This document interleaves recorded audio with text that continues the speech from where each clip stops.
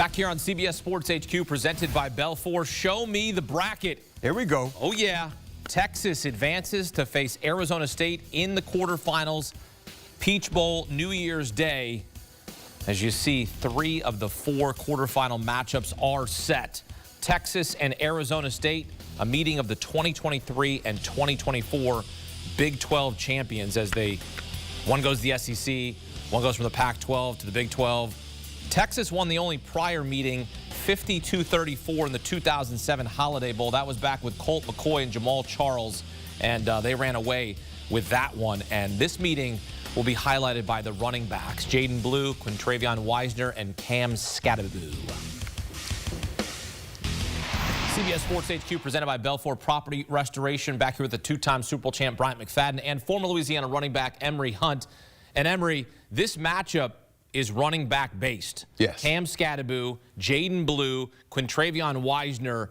You're probably going to give the edge to Texas because of what you just saw against Clemson, 292 rushing yards. But you know Cam Scadaboo can get up and down that field, and he runs with power. Yeah, he did it at 2 programs, Sacramento State and also Arizona State. And what's unique about this matchup is you have Arizona State being the team that kind of represents the Boise State in the Fiesta Bowl type team. This is the underdog. This is the Cinderella team. So you know they're going to come into this matchup ready to go. The issue I have so far, just initially as we're talking about this game, as we now know who the matchup is it would be different if it was about scheme, like, okay, they got to prepare for this, and this. They got to prepare for physicality. You can't just go in the weight room and say, okay, we got to get physical for the run game that we're going to see from Texas. And the speed, you can't just go run track. So this is a different matchup for Arizona State, but I'm excited to see how it plays out because we know this is a team that everyone is pointing at and say, why are they in the postseason? But they won the Big 12. They earned the right to be here, and I'm excited to see how they compete against Texas. You know, for me, when I watch Cam Scadaboo, number one, he is the engine that gets their offense going. But he reminds me a lot of a great Auburn great in Rudy Johnson, who played for the Cincinnati Bengals. Okay. Small, compact type of back, but he leans on you and he runs with nothing but power, and he has a really unusual burst. When you look at him, it seems like he doesn't have a burst, but he can get from 0 to 60 extremely fast. And don't forget about his ability to catch passes out of the backfield. He had over 500 yards receiving, over 2,000 yards of total offense. So when you get things going through him, it helps the entire offense out. Emory, Hakeem, the concern that I have for Arizona State, can they slow down Texas offensively? You talked about that holiday score that we saw back in 2007, 50-something to 30-something.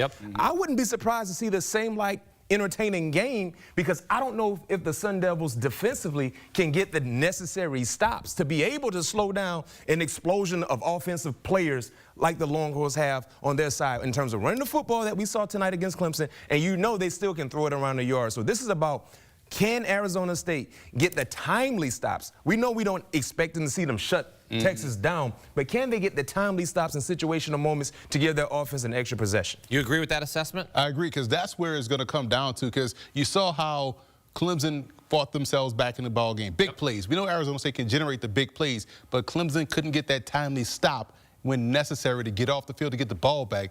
That's going to be, this game could play out exactly the same way how we just witnessed Clemson, Texas play out. And it's about, can Arizona State make those necessary adjustments? And here's the thing, the great Bill Walsh used to always say, whoever runs the first trick play is going to be the best trick play, because you want to get out there first. So expect them to be, the playbook is going to be wide open. It's a 1-game season.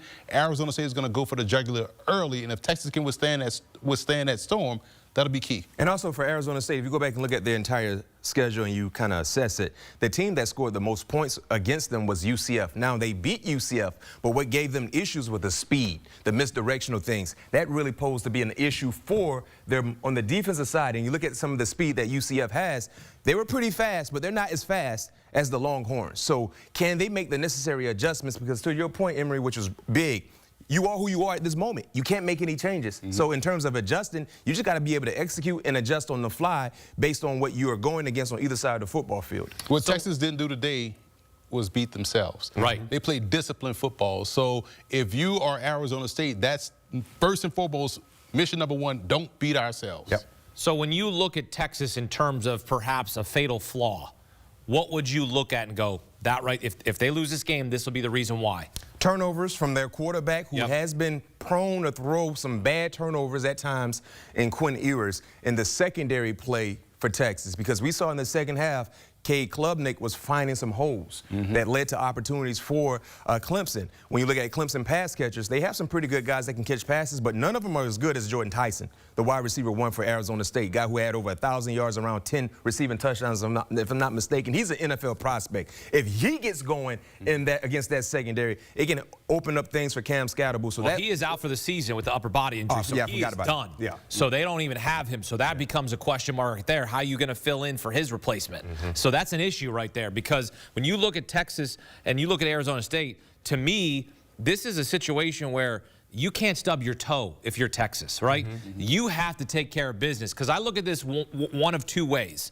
For Kenny Dillingham, we're happy to be here. We expect to win. We have this 8-win turnaround from a year ago. Steve Sarkisian, this is the next step for him. Do you want to be that elite head coach, or you just want to be that good head coach in the SEC? This is a chance for him to prove that with this Texas squad, because if Quinn Ewers not getting the job done, hey, Arch, come on in. Let's go rescue us, right? I mean, that's kind of the mentality. Well, we kind of saw that a little bit in the SEC championship game, right? They brought in Arch for a few plays to kind of jumpstart things. And to your point, this is a game, even though, you know, this is playoff football where it's good on good. If you're Texas against Arizona State, you're supposed to beat Arizona State. Right. You know, many people felt like Arizona State had no business being into the playoffs, better yet having a first-round bye. So to your point, all the pressure is on Steve Sarkisian and his Longhorn team. Because if you're Arizona State, no one thought you were going to be here. Remember, they were picked to finish dead last, if not second to last, in the Big 12. So for them to be to this point, they have exceeded the expectation, and it shifts all the pressure on the Longhorns team-wise. Well, and the line tells you the disparity between the teams, right? I mean, Arizona State's going to tell you, hey, we got a fighting chance, and they do. There's no question about it.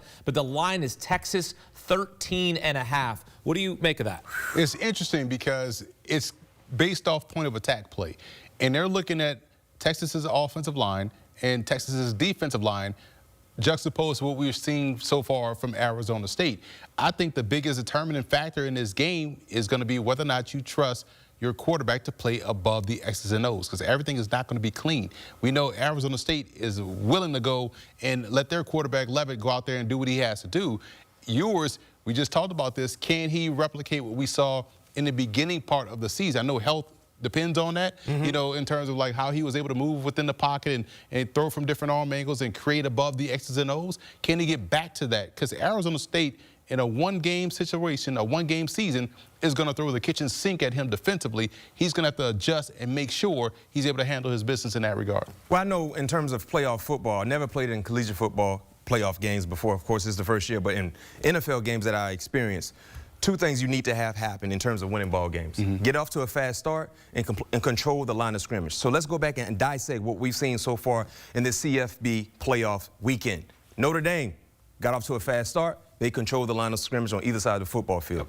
Penn State, SMU, Penn State got off to a fast start. They controlled the line of scrimmage. Most recently, Texas against Clemson got off to a fast start, and they controlled the line of scrimmage. That's the key for either side. And to your point, when you look at the line being 13-point favorites, it's safe to say we know where the meat is for Texas, in the trenches on either side of the football field. If they can control the line of scrimmage and get off to a fast start, granted it will be at a neutral setting, no question they should be okay. But that's the main thing that I love to watch in terms of playoff football. Which team gets off to a fast start, which team can control the line of scrimmage, because that's the telling sign in which direction the victory is going to come from. And you got a fast track in Atlanta at the Peach Bowl. I'm about to say, I love that it's indoors. So, no conditions, no complaints. And Texas was just there a few weeks ago in the SEC championship game. So they will feel right at home against Arizona State. New Year's Day in the Peach Bowl. Arizona State and Texas. Texas, a 13.5-point favorite. And 12-2 thus far. That's back-to-back 12-win seasons for the second time in school history. Got to win a couple more games to win a natty. Standing in their way right now, Arizona State in the Peach Bowl on New Year's Day.